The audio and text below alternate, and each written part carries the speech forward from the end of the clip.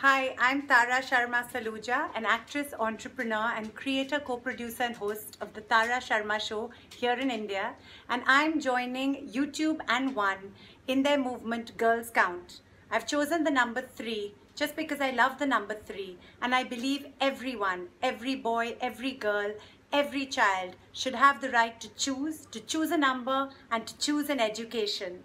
I'm a big believer in equality and not tipping the scale in either side for either gender, but just in equality. But unfortunately, girls have often had the raw end of the stick and not had equal opportunities. And there are 130 million girls who have not been given the right to education. Here's joining YouTube and One for equality. We've done lots of episodes on our show on this, and we're just going to extend this video with a little clip from our show where we talk about dignity and honor.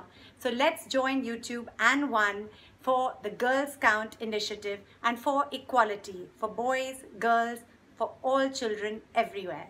There are many cultures and societies where seemingly basic things like a girl child's education or the right to go to the toilet and sanitation are seen as taboo topics and are not openly discussed. I met a dear friend, Ingrid Stellmacher, who recently spoke at the UN calling to redefine dignity and honor.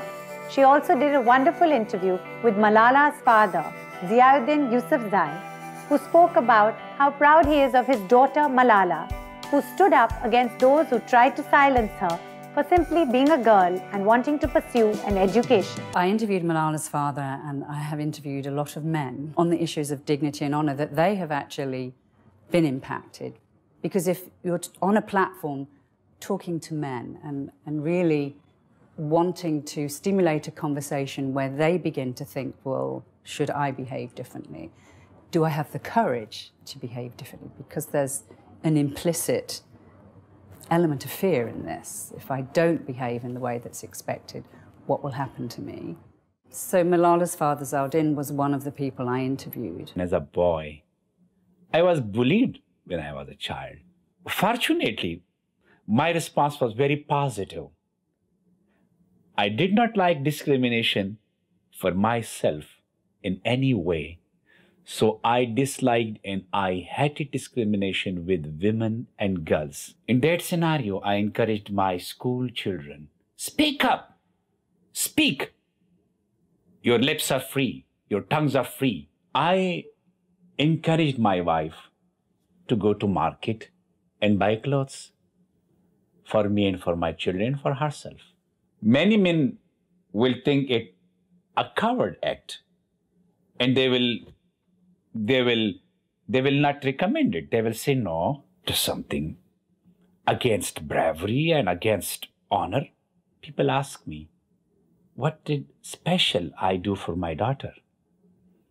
That she is an amazing young lady. I usually tell them, don't ask me what I did for her. Ask me what I did not do. I did not clip the wings of my daughter in the name of honor and dignity. I let her free to pursue her education.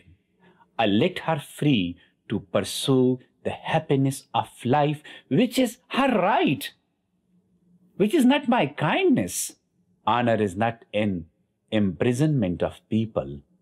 Honor is to be free. He hadn't really thought about the role that dignity and honour had played in the shooting of his daughter. Education, of course, is like lifting a veil from somebody's eyes. When you know something, you can't unknow it. Coming to the education of the girl child, apparently up to 1 million girls or more actually have to walk 5 kilometers to get to a toilet, and consequently a lot of them don't go to school and they don't have the education because they don't have the dignity of just being able to use a loo. One of the basic human health rights must be the right to go to the toilet in safety, and not just safety from interference from other people, but to have the honour to go and do it in private and to feel safe. So it's such a basic thing and such a basic right, but until people are aware of it with regarding to schools, which is just ludicrous. Yeah. But if you haven't thought about it, that's true. You wouldn't know.